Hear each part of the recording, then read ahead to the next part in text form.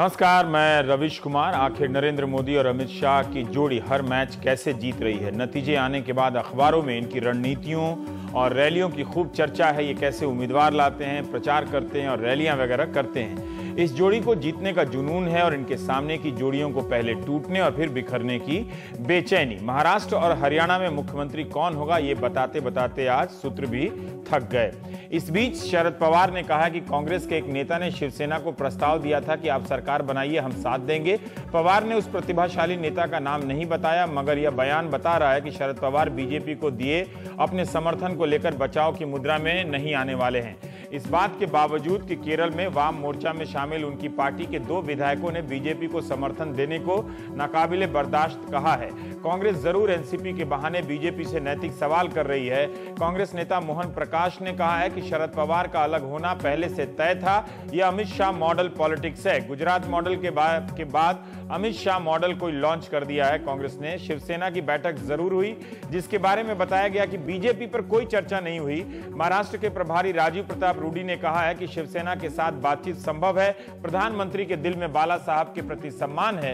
NCP के साथ गठबंधन पर संसदीय दल की बैठक में चर्चा का कोई सवाल नहीं है। उद्धव ने कहा कि अगर बीजेपी सम्मानजनक प्रस्ताव लाएगी तो विचार करेंगे, वरना विपक्ष में बैठेंगे। अखिलेश शर्मा की रिपोर्ट है कि बीजेपी अल्पमत सरकार निर्दलियों के सहारे बनाने की तैयारी में जुट गई है।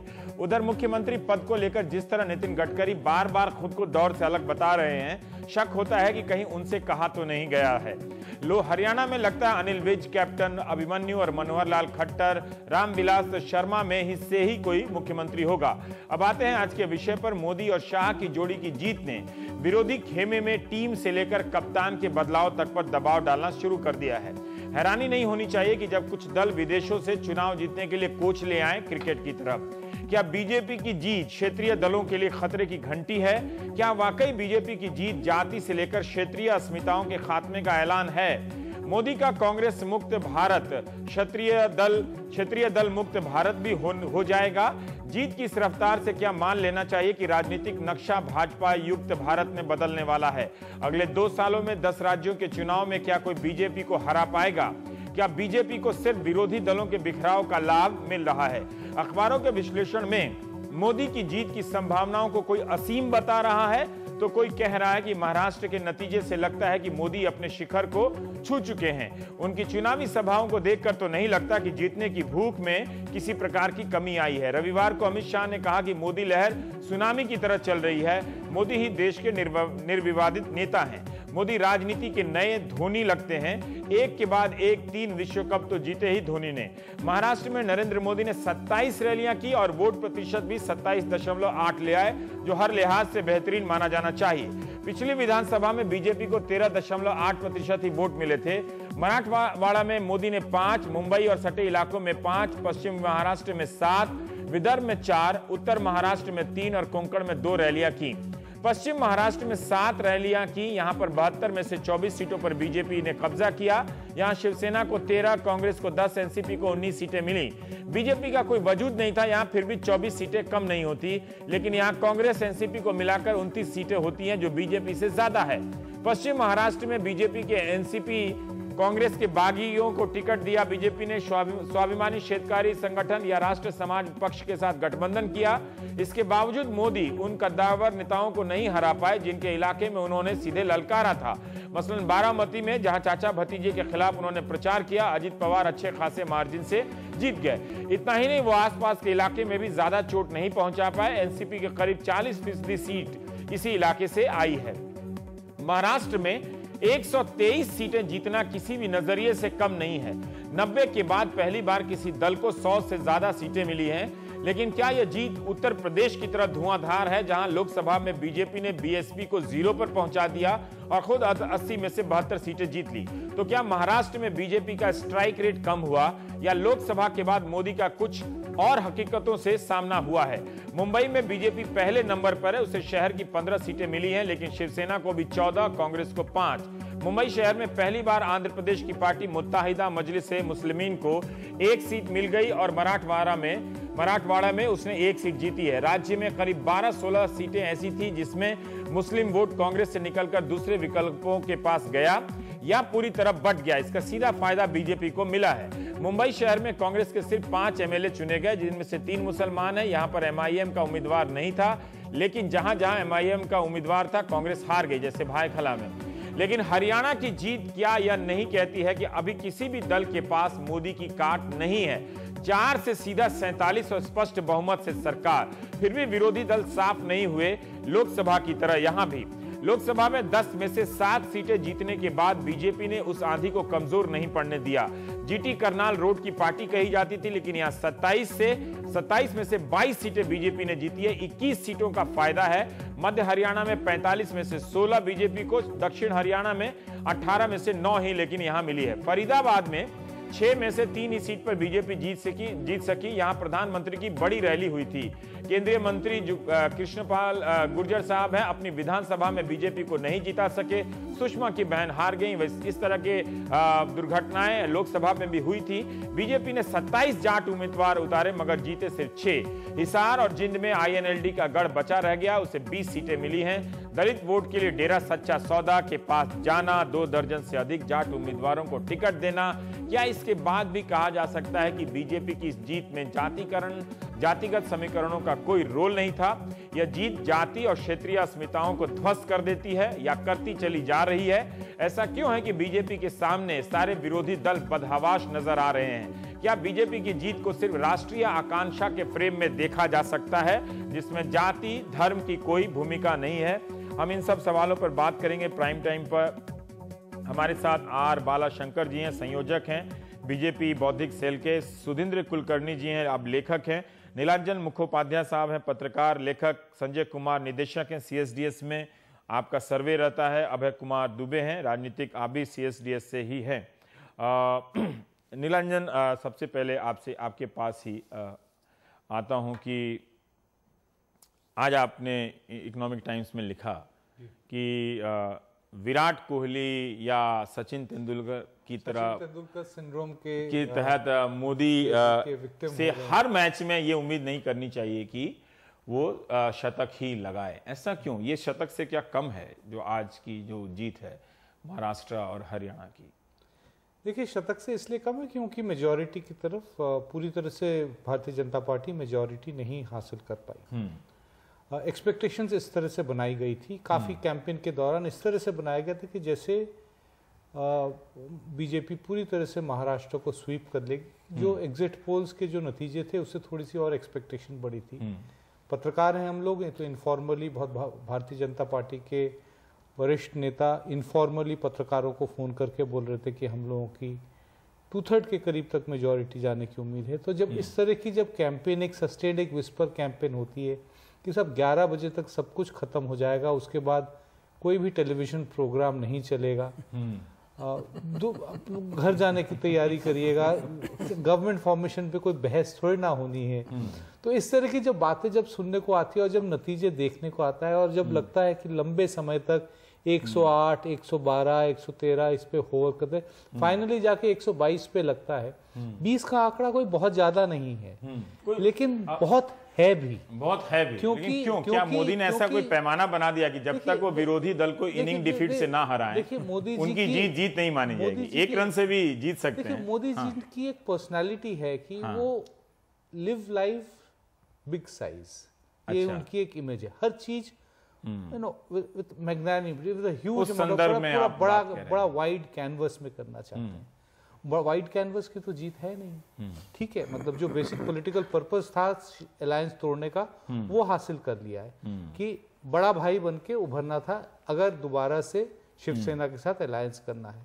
लेकिन उसके आगे की जो पॉलिटिकल गोल था, जो कैंपेन के दौरान जो आर्टिकुलेट किया कि हमारी मेजॉरिटी होगी, वो नहीं कर पाए।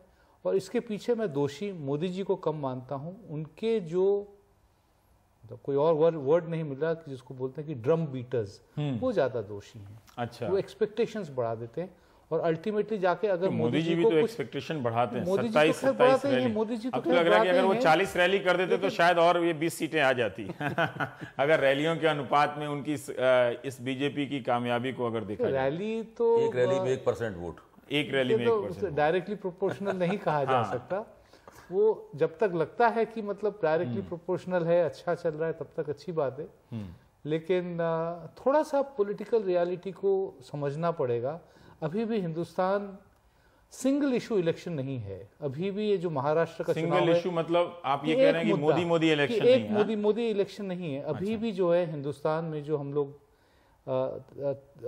बोलते थे कि हिंदुस्तान के चुनाव जो है एग्रीगेट ऑफ सेवरल इलेक्शंस होते हैं, महाराष्ट्र का चुनाव ये साबित करता है कि अभी भी लोकल इश्यूज, कास्ट फैक्टर्स अभी भी इम्पोर्टेंट है। एक चीज, एक किसी विशेष से, व्यक्ति विशेष से वो सब समझ नहीं हो जाता। बालाशंकर जी, हम यहाँ समीक्षा कर रहे हैं, जैसे अखबारों में कई दिनों तक किसी भी चुनाव नतीजों की समीक्षा हो रही है, उसी संदर्भ में थोड़ा सा बातचीत को आगे बढ़ाई। जो नीलांजन ने कहा कि आपका लोकसभा के बाद एक ऐसा पैमाना बना दिया आपने, शून्य से या 10 साल विपक्ष में रहने के बाद, कि अब ये देखा जा रहा है कि कोई एक सिंगल इलेक्शन इशू इलेक्शन नहीं है। जैसे अगर मोदी का चेहरा लेकर गए तो वो बहुमत आपको प्राप्त नहीं हुआ, उस तरह का।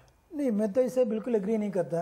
सबसे पहली बात यह है कि बीजेपी ने या नरेंद्र मोदी ने पूरे पॉलिटिक्स का व्याकरण बदल दिया है। अभी तक जो ट्रेडिशनल पॉलिटिक्स चलता था उसके अंदर जातिवाद का बात होता था, प्रदेशवाद का, प्रांतवाद होता था, या तो हर प्रकार से भाषावाद होता था। ये सब चीजें जो ट्रेडिशनल पॉलिटिक्स जिसको समय समय है पॉलिटिक्स जो करते हैं, उनको सबको जो है ना हस्त कर दिया, मतलब ध्वस्त कर दिया। ऐसा नया क्या वो कर रहे हैं जिससे आप कह रहे हैं कि व्याकरण बदल दिया है? व्याकरण इसलिए बदला है कि नरेंद्र मोदी भाषा बदल सकती है, व्याकरण कैसे बदल सकता है? व्याकरण भी उन्होंने बदला क्योंकि उन्होंने ये बोला कि हमने दुनिया के किसी लिंग्विस्टिक में व्याकरण बहुत कम बदलते हैं। मतलब ठीक है, नहीं रहे, हम लोग भी न्यूज चैनल वाले लिख देते नहीं रहे। नहीं, हम तो इसलिए बोल रहे कि अभी तक सब लोग जाति के आधार पर, प्रांत के आधार पर, भाषा के आधार पर वोट मांगते थे, या तो रिलीजन के आधार पर। नरेंद्र मोदी ने एक फायदा, ऐसा कब किसने मांगा है? मतलब हाल फिलहाल में कि जाति के आधार पर ही हमको वोट दीजिए, या फिर हर पार्टी की बात मैं बता रहा हूँ। मगर नरेंद्र मोदी जी ने जो भाषा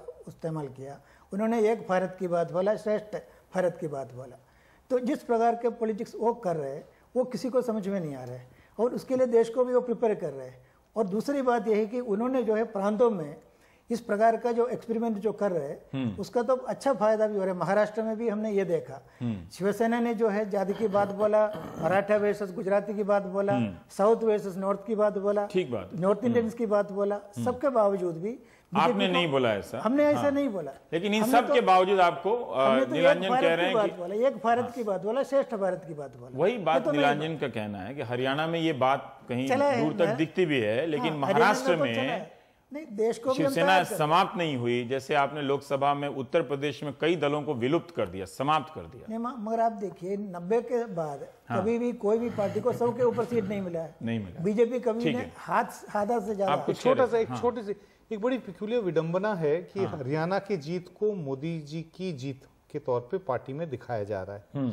महाराष्ट्र में कल दिन भर चैनल में जब भारतीय जनता पार्टी के नेता आते रहे, वो एक चीज पे दोहराते रहे कि आपको ये देखना पड़ेगा कि जो मेजॉरिटी के थोड़े से कम दूर रह गए, कम पड़ गए हम लोग, वो इसलिए पड़े कि हमारा नेटवर्क नहीं था, पार्टी ऑर्गेनाइजेशन नहीं था।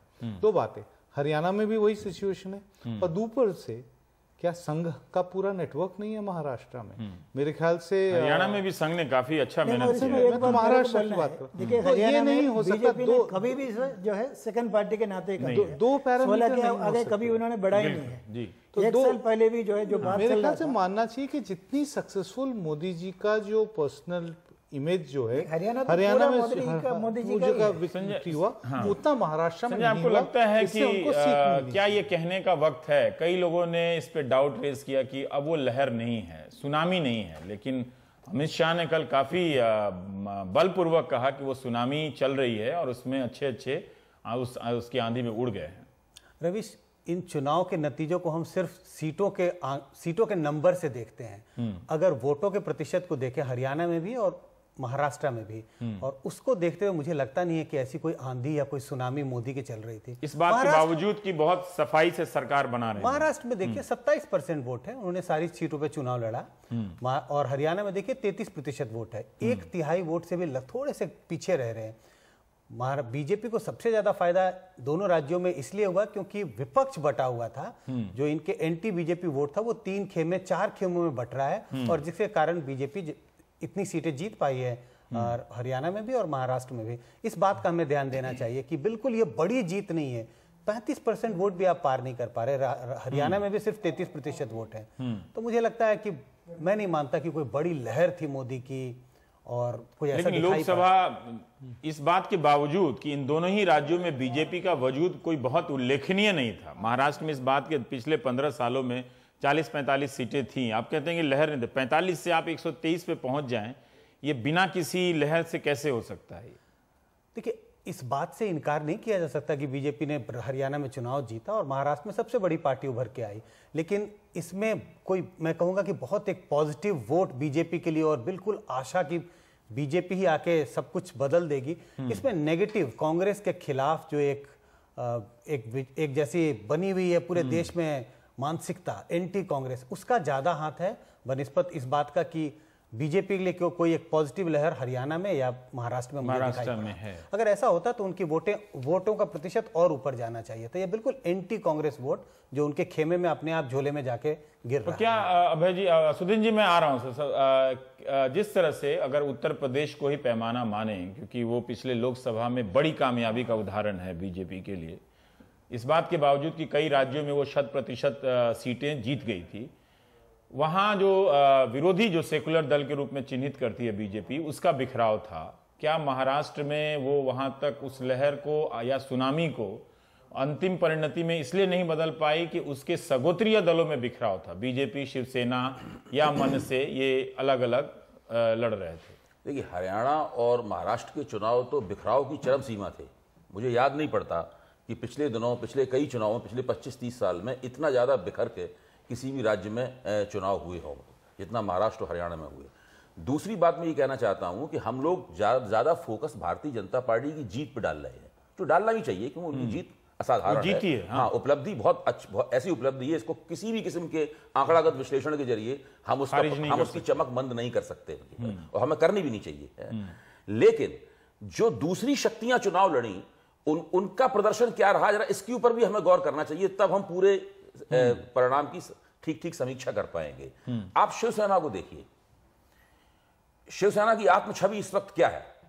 शिवसेना की आत्मछवि एक पराजित और कोने में खड़े हुए उपेक्षित दल की नहीं है, भले ही दूसरे लोगों से ऐसा इस बात के बावजूद कि वो संदेश दे रही है कि बीजेपी आए। शिवसेना ने अपनी सीटें 19 से ज्यादा, करीब 19 सीटें शिवसेना ने अपनी बढ़ाई हैं। शिवसेना ने अभी जो परिस्थिति, पर वो 150 का लक्ष्य नहीं पा सकी। नहीं, वो तो ठीक है, लक्ष्य तो भारतीय जनता पार्टी भी नहीं प्राप्त कर सकी। वो 2/3 बहुमत की बात अभी नीलंजन बता रहे थे कि वो कर रहे थे, लेकिन वो लक्ष्य तो कोई भी महाराष्ट्र में नहीं प्राप्त कर सका अपना। तो केवल शिवसेना के ऊपर ही ठीकरा क्यों फोड़ा जाए?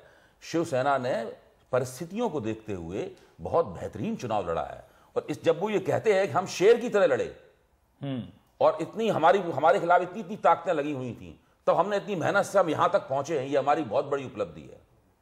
तो आज जो शिवसेना कह रही है कि हम नहीं आएंगे मिलने के लिए, वो मिलने के लिए आए और 95 का फार्मूला लाए वगैरह, ये सब जो बातें हो रही हैं वो उसकी उसी आत्मछवि को दिखाती हैं जो उसकी रीढ़ में थोड़ी सी ताकत पैदा करती है।